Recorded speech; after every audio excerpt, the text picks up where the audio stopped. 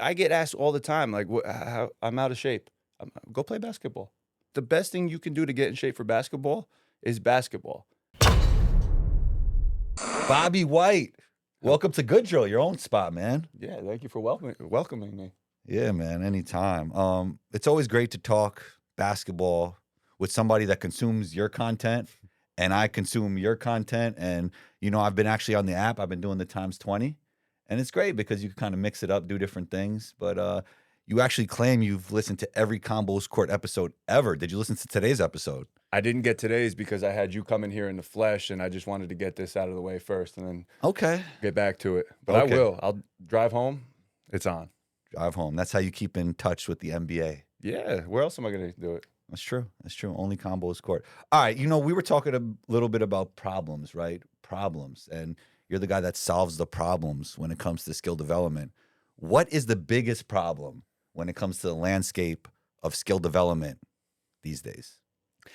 The biggest problem with the landscape of skill development, I think understanding what skill actually is.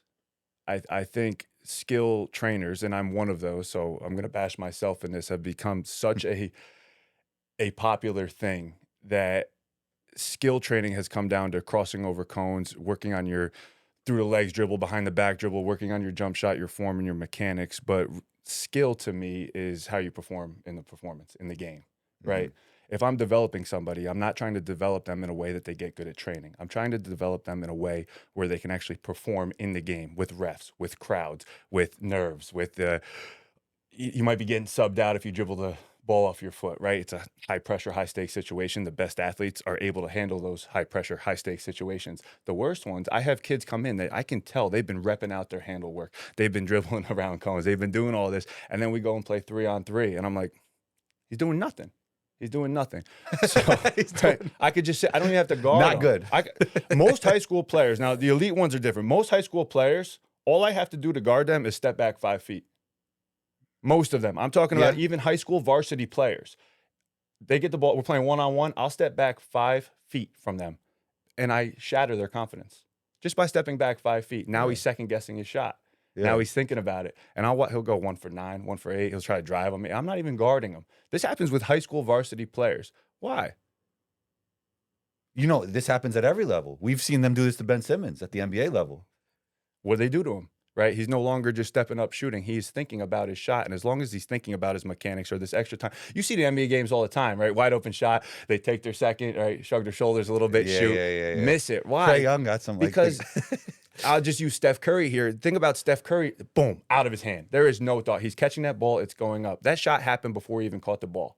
Right? He's hunting opportunities. He's looking for opportunities. And every time that ball comes out of his hand, he knows that ball's going in. And guess what? He misses, the next one's going in. There is no effect. Now, when we look at training landscape in the gym, how are we training that? How are we working on that? The ability to play in the circumstances that we see when we actually play. And I think that's been removed from a lot of skill training. And it's become more sets, reps, and there's not as much of that, the human element involved. Yeah, I mean, I think there's the skill component of things, and then there's the decision when to use that skill intuitively. So that's the thing. I watch basketball all the time. I watch good high school basketball, bad high school basketball. I watch college basketball. I watch pro basketball, right? And it's like, these moves are not premeditated. These guys are out there. They're in a flow, 100%. right? Now, they might have certain cadences they draw on, KD into his float, Harden step back. They have these things that they know work, but they're in tune with the game, right? It's not like we talk about perception action, right? What they're doing is dependent on what they're perceiving from the defense, what they're seeing. A good guard will be able to see that second that the big help side turns his head, right, to be able to hit that pass or drive, right? Lesser players, they're not taking in the same amount of information, right, that elite players take in. Lesser players are typically focused on the person in front of them, what they're doing with the ball, how they're shooting it, and they have a narrow focus, right? They're very tight and narrowly focused on what's in front of them. Players with vision, players that play at the top level, they're taking in all this information that allows them to make the decisions they make. But it's like I can make the argument you're not a player at all if you're only playing against the person in front of you. Right, think about that. Yeah, if I'm looking at you right here and you're guarding me and I'm focused on you, I'm not seeing anything else. But simply lifting up a little bit, taking my vision, right, broadening my vision, right. On both sides of the floor when it comes to Both sides, defense. 100%. Yeah. the average players are a second behind the play. Bad Mhm. players are 3 seconds behind the play. Good players are even with the play. The best players are 3 seconds ahead of the play, right? Yeah. Even on defense, before that ball shifts, they're moving, right? And they actually cover less space. You'll see that the best players in the world move less. Right. Now, you'll argue Steph Curry running around like crazy. That's a different Yeah. situation. But most players are very efficient with their movement and actually move less. Yeah. And when it comes to actually playing basketball, how important is that? Kind of mixing that in with the skill development, the physical development. How do you think one should balance all of that? Because I feel like, a lot of players in this country are becoming better at skill, but they're not necessarily becoming better at the game of basketball. Yeah, which is the only thing that matters, Right. right? Well, it's crazy in the social media era. It might look good just to be good in a drill, right? That's true. I can't argue that, right? If you want to be good in it, that you can make money now being terrible at basketball and highly skilled or have It's bounce. crazy. You Yeah. could actually make if you could like make one good play and like you have a bag and you could get a shot up, like you could look really good on Instagram and look like a basketball player, but not actually be good at basketball. Yeah, and crush it. Yeah, They yeah, can crush it. yeah, Yeah. See it yeah. all the time. And it's interesting because those guys will come into the gym with their cameraman and they'll just mess up the whole run going ISO and just trying to focus on those few clips for the gram, right? Yeah. Yeah. 2024. Let's go. It's good. We do how we bridge that gap. Now, I don't have a lot of beginners. They don't come in my gym. Like I feel like with my skill set, with my intensity, who I am as a person, I'm not best served working with kids that have never played basketball before. Right? There's nothing wrong with it, and they're not trying to downplay that whatsoever. I love bringing players to the highest level. So, and I want to keep pushing them.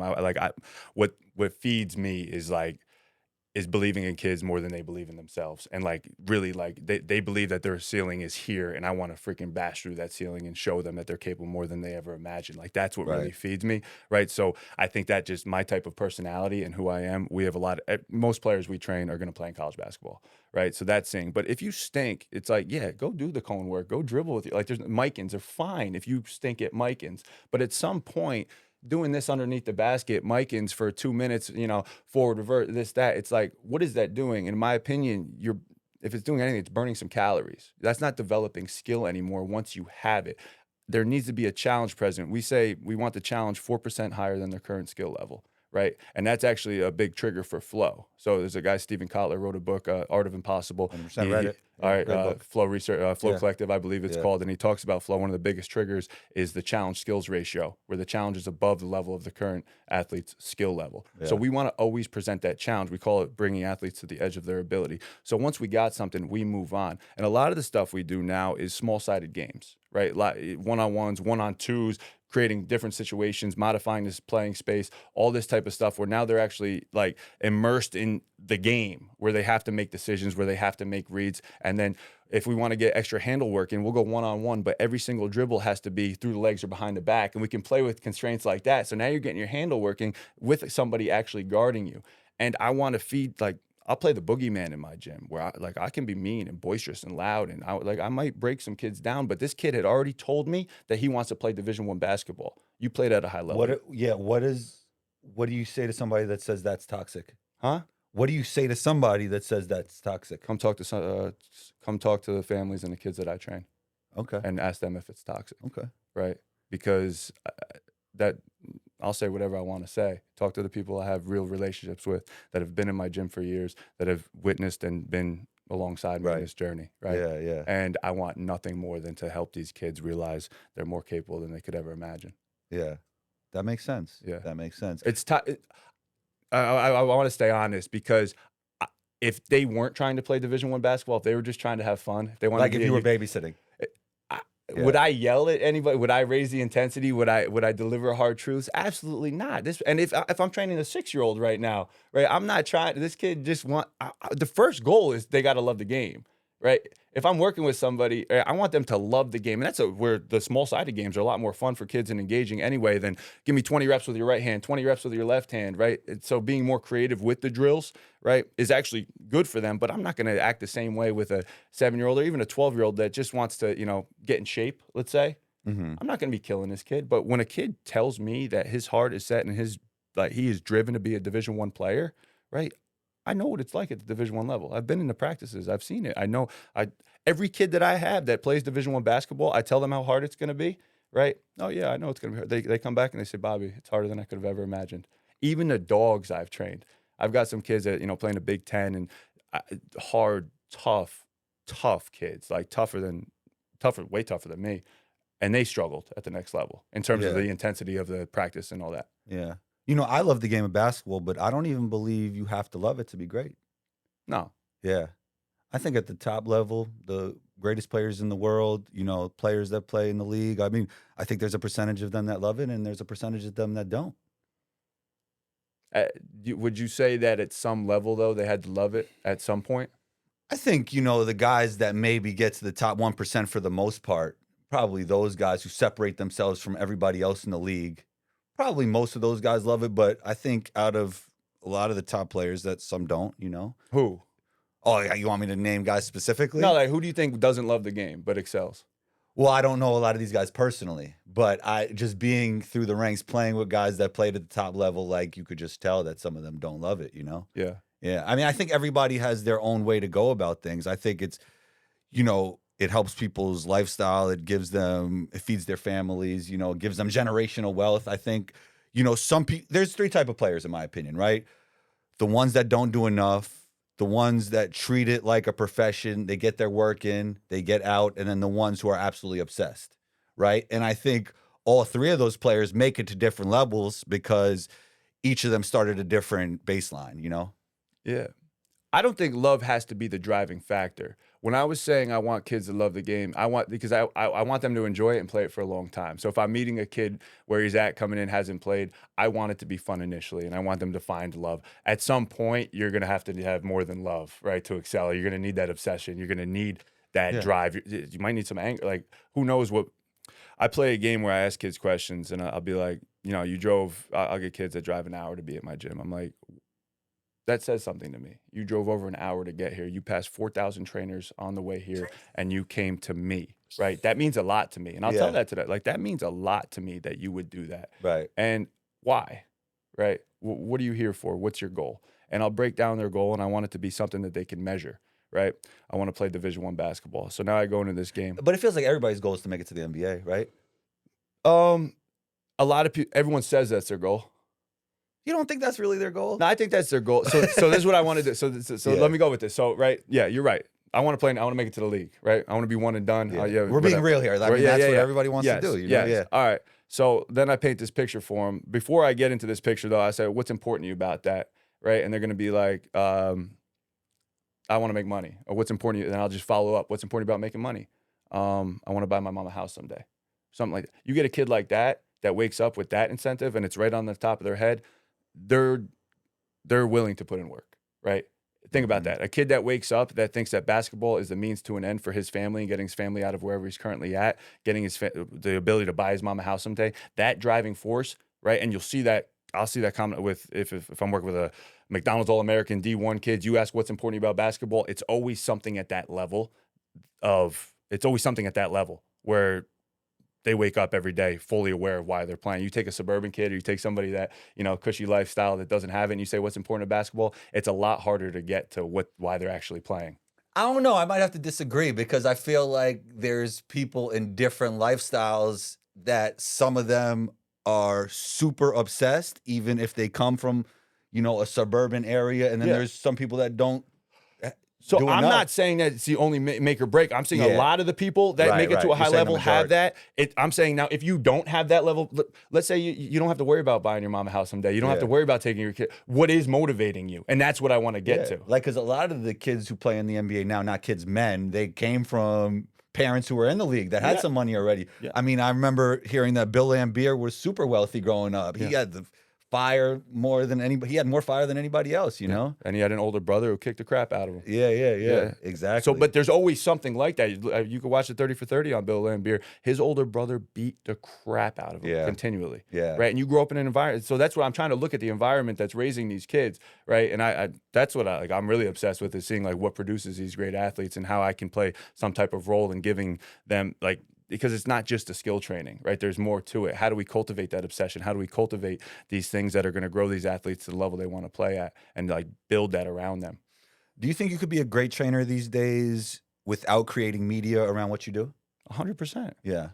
I I was that's it's funny. I'm a social media trainer now, and I'm not going to deny that, right? I'm not, right? I am a social media trainer now. The 10 years prior, I was running a gym. I'm still running a gym, and it's like I was successful before I started posting 2 years ago. And what I'm proud of, if anything, is that my gym is, if I walk in my gym now, the relationships I have with my trainers, my staff, the kids that come in my door, the parents of the kids is exactly the same as it was 3 years ago before I started posting content. And that's cool to me. But it means nothing. For me, it's a metric. Not that no, like it does mean something, It but means something on it's on the business yeah, side that's of what I'm saying. things. So what it means to me, it's a metric for the business. Yeah. The following, it's a lever that I cranked on. Yeah. That I found out when I started posting 6 times a day, whatever I was doing, I found out that I could control that variable. Yeah. I had a knack for it. I whatever it was. Yeah. Are you going to get to a point where there's somebody following you around with the camera all day? I hope no. You're gonna see me disappear one day. I'm gonna Yeah. completely disappear and be Why? off the grid. Huh? Why? That's what I want to be, in the woods, enjoying my family. Like I'm a big outdoorsman, hunting. I like nature. I like being out there, which is so funny that I do this now. I have the studio here, right? But it's all to get to that. I think if I do what I think I can do, it's like a 5-10 year plan, and I'm not doing content anymore. I'm not on social media. And because what feeds me is like real relationships, serving kids one-on-one. I want to have a normal life, right? But that normal life isn't going to get me, you know, the life I want for my family, to be able to provide for them. Do you feel like social media has been detrimental to the landscape of skill development? Because everything's bite-sized, and often the things that work on social media aren't the simple stuff that really creates great basketball players from a foundational level. How would it be detrimental? So your kids are taking in the wrong information? Well, they might be starting with something that isn't a good foundation, right? Like the stuff that's going to do well on social media is the eye-popping stuff, but to be great, you have to keep working consistently on the simple stuff. Even things like moving without the basketball, playing without the basketball. You never see drills of people playing without the basketball on social media. No, why would you post that? It doesn't do anything. But that's, 95% of the time you won't have the basketball, right? When you're playing basketball. Yeah, but because social media is like that, does that mean anything outside of social media changed? I mean, they still have the same. So I wouldn't call it detrimental. It's just different. Like I would hope that stuff is still it's taught in my gym. I don't post it, but Right. I'm teaching defense. I'm teaching my gym is, and we're teaching all that Yeah. in my gym. Yeah. Just because I don't post it doesn't mean I'm not teaching it. So I don't know. Like if I can give them what they want initially on social media, right? The quick hitters, the stuff, whatever it might be, eye popping, hard take, whatever it is. But I know at the back end of that, I'm going to end up giving them something they need. I'm willing to do that, right? I can play the game on social media and put out short form content because I am 100% confident in the program I have behind it. So if I have to sell them what they want and give them what they need, I'll do that because Yeah. I know what I'm giving them on the app, as you mentioned before, with that stuff. You do it, you're going to get better. No doubt in my mind. And as long as I have a product like that if kids do it, they're going to get better, right? I'm willing to play the game. Yeah. Speaking of playing the game, I feel like 90% of what I see skill development trainers working on has been influenced by Kyrie Irving and James Harden. But it's interesting, to make the NBA, you probably have to play like the other 90% of the players, because those are the players that fit around the stars, and there's only about 30 players with the basketball in their hands. So what do you do about that? Oh, man. What do you think? It's not my job, It's not your job. right? I don't coach a team right now, right? My job is to get these players, right? They come into me, like we talked about. I want to know what their dream is. I want to know where they're trying to go, right? I'm not X's and O's. I'm not play calling. Now, that doesn't mean we're not playing games where they're learning how to set screens and roll. And that's like, we play a lot. We play a lot of 3-on-3s. We play a lot of pickup where I'm not coaching much, and Yeah. kids are missing free play. All the 100%. the live season now is 8 months. These kids go 100%. from their winter high school basketball to spring AAU to now they have a summer high school live session. Then they go to summer AAU. Then they go to fall ball, right? They are playing with teams the entire year. It's interesting because are you saying that players are playing too much or they're not playing enough when it Both. comes to tell me more. Both. Tell me more. Everything is Because paid that's to interesting. Yeah. everything. These kids are dry. They're how much time? Then the kids at the top, the EYBL, the sneaker circuit kids, they're gonna go do that. They should be doing that. Right. But the other kids need a ball in their hand more, right? They need to play more, Ah, right? Because if you're not one of those guys, and now you're traveling all over the country, going to 7 games here. How much development happened in that game? They should be playing 100%, and they should be playing AAU.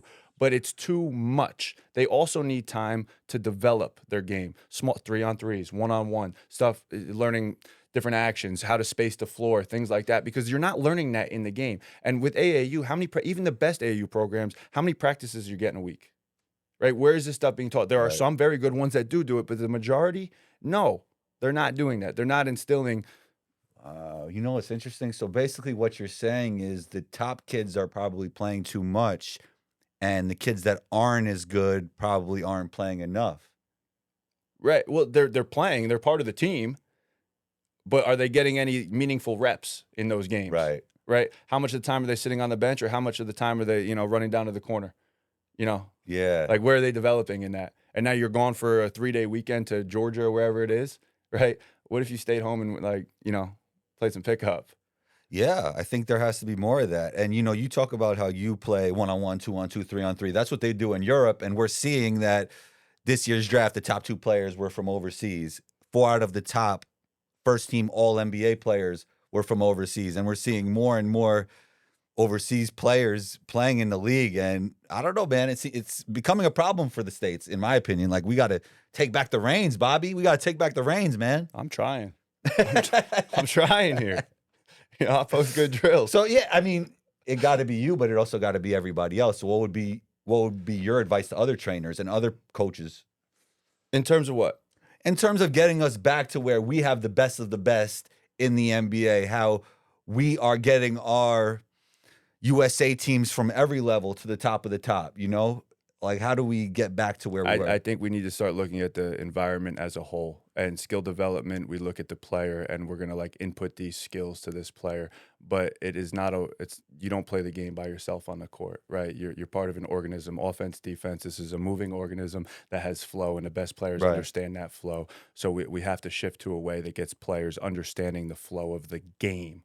Understanding the game, the perception action piece, understanding where to be, and all this type of stuff. And that can't happen dribbling the ball around cones, right? It's got to be more so. It's got to be giving them more problems to figure Yeah. out, right? I want to give them problems. I want to present them challenges. I want to gamify the training experience where now they're no longer thinking about if I get them in a competitive thing right off the bat. They come in the gym, and the first thing, and it could be racing, it could be it could be any type of competition, right? Is going to feed that more than I need 1,000 reps today, right? And I think it's getting players on that continuum where they're learning how to play the game, and not as much do it this way because I said it.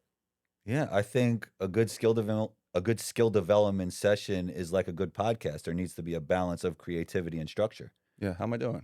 Doing good. Got to All right. slow down a little bit. I talk fast. You talk fast. It could be the coffee. Hey, dude, It's good coffee, though. Yeah, It's good coffee. I'll slow down now. So you know a lot of college basketball players, right? And I'm sure you're familiar with what those programs are doing with their players. And I've talked about how there's an over skill development culture in our country, but I actually believe at the college level there's not enough skill development. Yeah, it's going to shift. It's shifting because the science points to the shift. Okay. And we're always going to be 10 years behind the science, right? But right now it is shifting. You'll see it first in the European countries, how they approach development, and now you're going to start seeing it in the D1 programs. There's some guys out there that are pioneering this approach. You can look up ecological dynamics or the constraints-led approach of skill acquisition, and you're going to see a shift.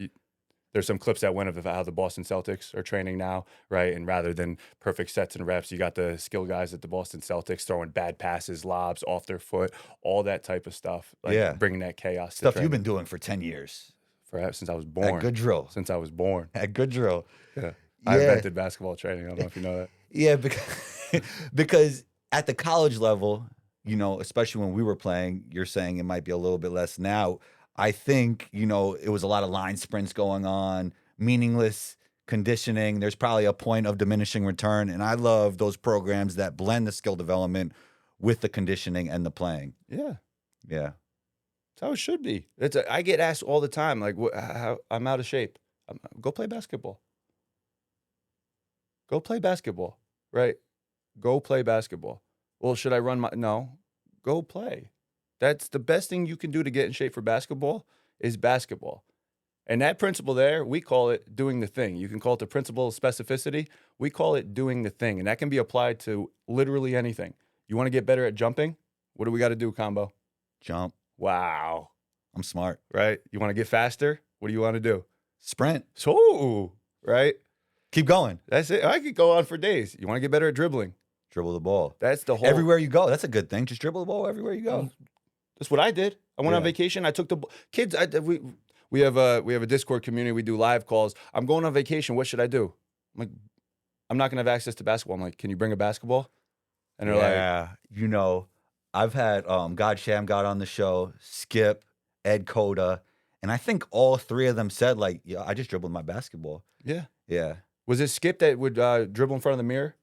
I forgot but he definitely said, like, I just dribbled my ball wherever I went. I was like that, like, I used to dribble through the streets, Yeah. you know, around people, even though I wouldn't recommend that to everybody because you might bother some people out there. I don't want anybody to get in trouble, but you know, yeah. I'll never the Slam magazine Baron Davis cover. He would dribble the ball through his legs every single step, all the way to school and all the way home from school. If he messed up, he would start over. Yeah. Yeah. You're gonna get good at dribbling if you do stuff like that. That's the whole good drill thing, by the way. It's like the drills aren't that important. You want to get better. Like there's 100 different ways, 1,000 different ways you can get better at dribbling. Yeah. Consistency throughout is your dribbling. Yeah. I think it's important. I think it's important. I think Jamal Crawford came out and said there's like he was basically talking about how all these trainers are charging this amount of money and this and that, and you know, just be careful who you work with because you know it's not about the he was kind of speaking to that a little bit. Did you hear that? Yes. Yeah. So what was he saying exactly? He's saying you're getting a one-on-one session with a trainer, right? And you're working on these moves, and you're getting your feedback from a one-on-one trainer rather than going out and creating your own story, right? You're letting somebody create your story for you. I'm putting this in my own words, but what I took from that is he's seeing too many players, right, getting told how to do everything, right? You're becoming dependent on the trainer, right? We should not be dependent on the trainer. I can't hold my player's hand when they're competing. I can't help them when they're competing, right? So they need to take ownership over their training. They need to go out and figure it out. They need to try things. They need to fail. They need to find their own creativity. The top players all play the game. They have commonalities between them, but they have different ways that they go about it, right? They have different nuances to their game that they didn't just, Kobe copied MJ and this guy copied that guy, but they all also have their own way of doing things and their own flair and stylistic stuff. Yeah. It kind of makes me think about artificial intelligence for some reason because I think artificial intelligence and human intelligence equals enhanced intelligence, and we cannot let AI control us. We got to control AI and let it help us. Yeah, I try to stay all. I got Gabe that does AI. I don't. You don't mess with AI? So you don't use ChatGPT? I don't. I would use it a lot. We use it. Gabe uses it for literally everything. How's that going? Yeah. Yeah, because they try and cut you off early. You know, it's getting better and better too. Remember when they were saying that, like, oh, we can't find any information before 2021, and now, like, you could it got so much better too. So it's just getting better, and it's like learning what I want. Yeah. So I ask certain questions, and it's just like it gives me. I used to be very specific. Now I don't have to be specific. Yeah. It just remembers as I go in, and it tells me. It's like, oh, noted, learned, or something. It's learning every day, really. Are you scared about it? For the future of society? No, I kind of feel it right now. I feel like it's a tool.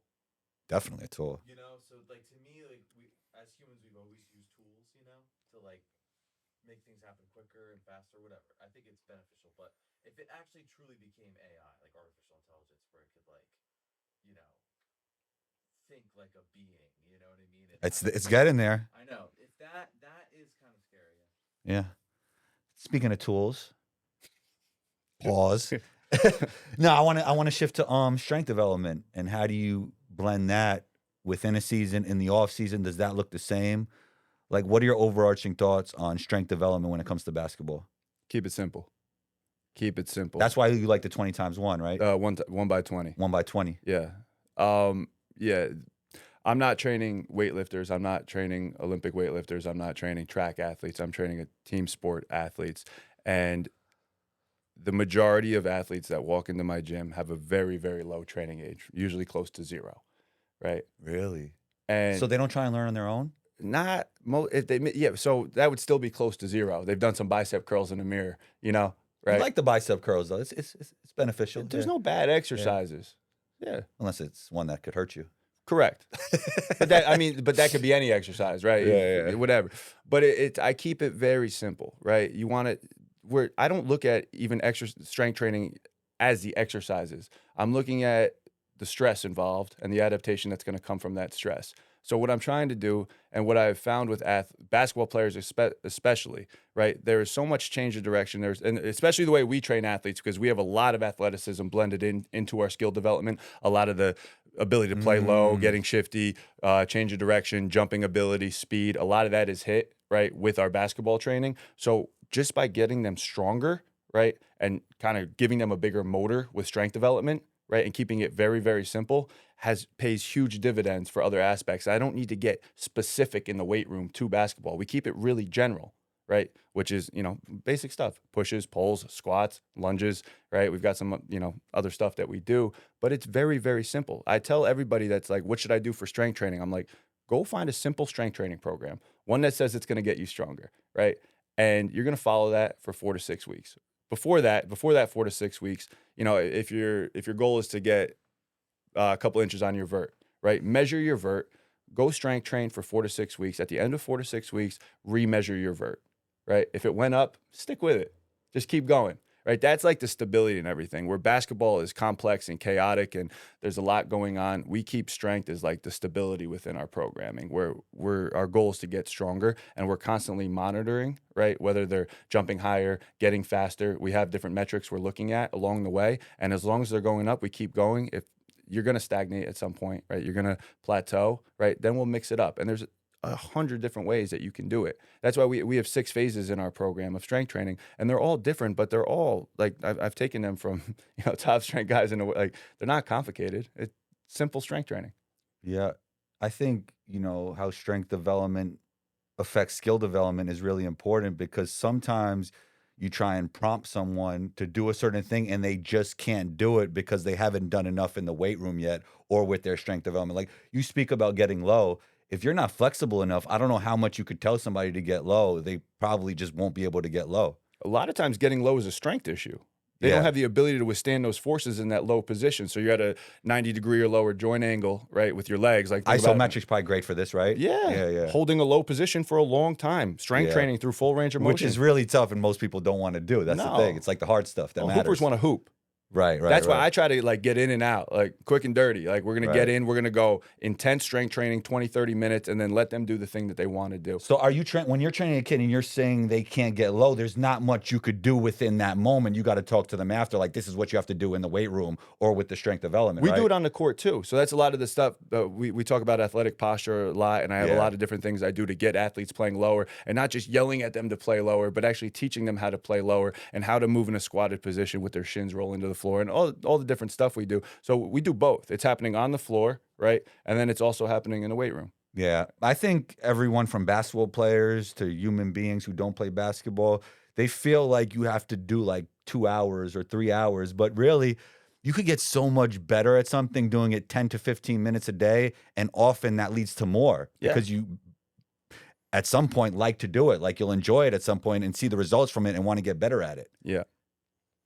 No, you'll see a lot of the D1 programs and NBA guys now are doing what's called microdosing, and they're getting 100%. 10-minute workouts. The guy from the Phoenix Suns, right, is big on that. He's with Detroit now. Shout out Corey Schlesinger. Oh, yeah. Shouts to him. Yeah. It's funny because I microdose all the time. Like, I'll do like a quick calisthenics workout outside. I did this morning, a few pull-ups, few inverted rows. It's amazing that all that stuff adds up over time. It's tough with my population because they're kids, and it's like I'm getting them for an hour, right? And then they go from this to this to this to this, and they're all over the place. Once you get to the Division I level or pro level, this is your job. This is all you have to do, and you can carve out those times throughout the day, after a game, before whatever it is, to get that in. It's tough for kids, especially if they don't have a weight room in their house or something like that. It's funny, you were telling me before the show how you were playing basketball for 3 hours and then, your back started to hurt. My advice to you would be play 45 minutes, 30 minutes more often, right? Yes, Yeah. yeah, I'm an idiot. There's like a point of diminishing return. It's like when I go to the gym, I try to play like 3 games and I'm out. It minimizes the chance to get injured, knock on wood, wherever the wood is. Yeah. And I think you get the most out of it, right? There's just a point of diminishing return with every kind of training at some point. And that's why your friend is into microdosing for his athletes. Yeah. Yeah. No, we want to. It's measure, work, remeasure, and then you got to be open to it. It's like I used to try to program for my athletes 6 months in advance, and like we can talk about the different modalities and how we were going to progress them through their strength training, trying to hit different qualities throughout the year and this. But then it's like these kids go away for 2 weeks, and they go to this sport, then they got 7 games this week and this. It's like I cannot program for them. I have my ideas and I have my stuff written down, right? My phases of strength work, but we got to do our best with who walks in the gym. And I've got to be able to adapt to what percent, a kid could walk in on Monday feeling great. And that's why we test so much. So we have a kid, we have a baseline for their vert, right? Kid's got a 30-inch vert. If he comes in on a Wednesday and it's at 25, that tells me something. He's not ready to go. Or he's overtraining. Exactly. So Yeah. am I going to pound him with weights and conditioning and this? That's the importance of measuring, right? It gives me one a bit. So we establish a baseline. We can see through continued measuring. He's typically around this, right? It's trending up. But then if he comes in and is less than that, it might be an isometric day. I love isometrics. I believe that's the missing link because I feel like it's not the end all be all, but it's what transfers the energy from the eccentric to the concentric. And I think athletes don't focus on it enough. Yeah. If you think about it, we always learn weights.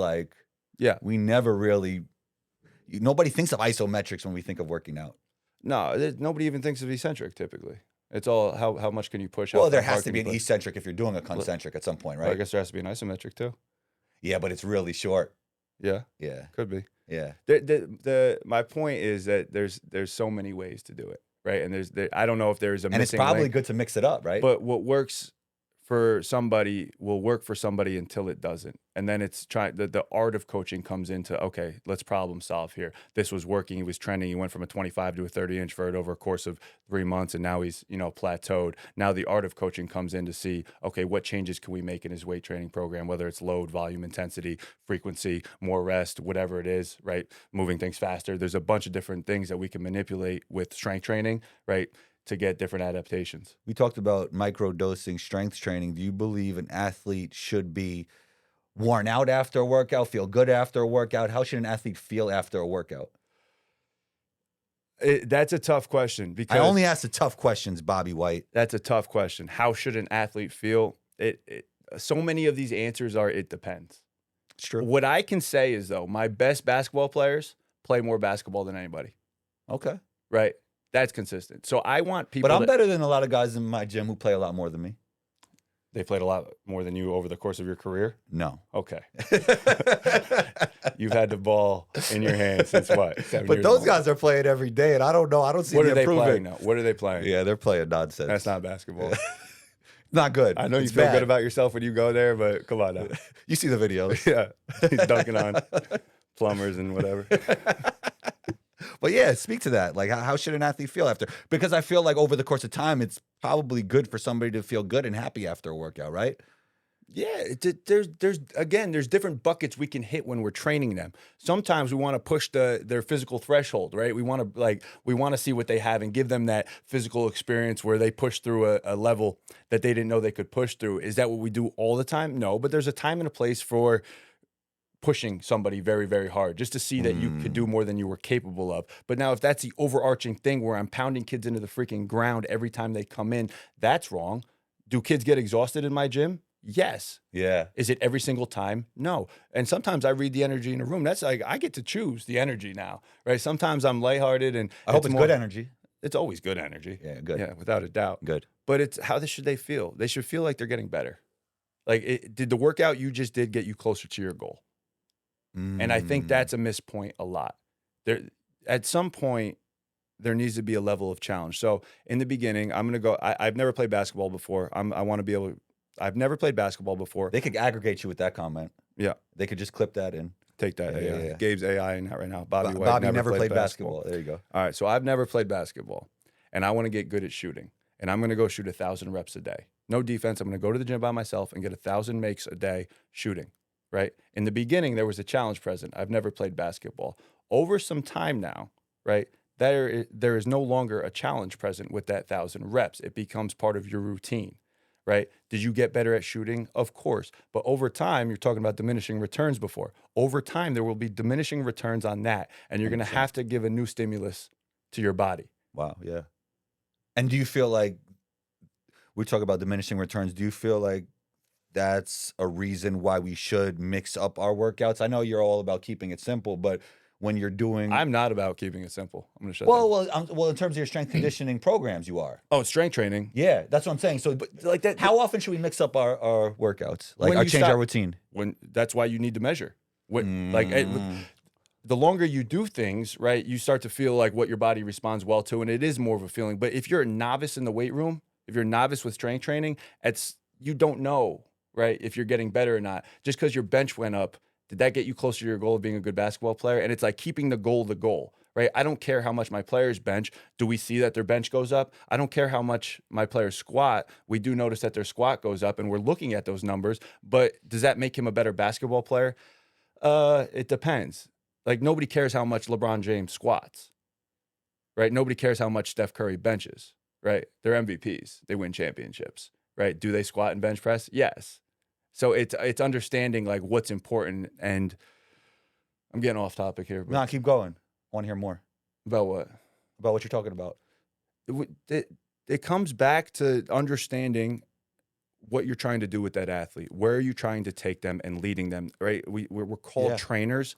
I like to position myself as a guide, right? I want to get out of the way of these athletes, especially the high performers. You give me a freaking kid that's got obsession that wants it. I want to get out of the way of this athlete. It's hard to guide somebody if you don't know what they did for the whole week. Like, if you see an athlete once a week and you don't know what they did for the other 6 days, it's kind of hard to So lead them in a beneficial way, because you're kind of making it about what you want to do and not what the athlete should be doing on that day. this is what I was talking about before with measuring their vert.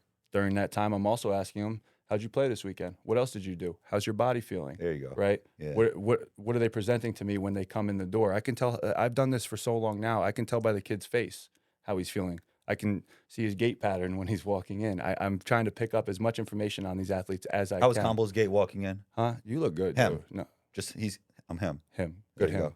Good him. No, so I think that's important, because I feel like a lot of times the whole trainer thing, the whole culture around basketball trainers is crazy, because a lot of basketball trainers are making it about them and not the athletes. Yeah. Which is, I get that it's probably wild me saying this with the amount of followers I have and do this, but like my goal is I don't want my athletes to need me. I don't want them to rely on me, right? At all. I want them to become self-sufficient athletes that can take And charge then you of can them. move on to the next, right? And guide the. No, it becomes more the mental stuff and the relationship aspect of it, which I think is the most important thing, right? Just being a source of truth for these guys.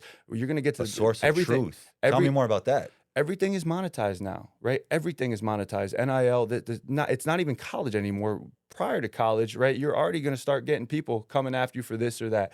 I want to be somebody, I don't care about any of that stuff with my athletes, which is crazy because I know I'm very active on social media, right? And I want to be somebody that they can trust, that's going to give them honest feedback, whether they want to hear it or not, but I'm not trying to take something from them. I think it's important in real life to make it all about the athlete, but from a business standpoint, to make it about you in a way on social media, because entertaining the people is so important.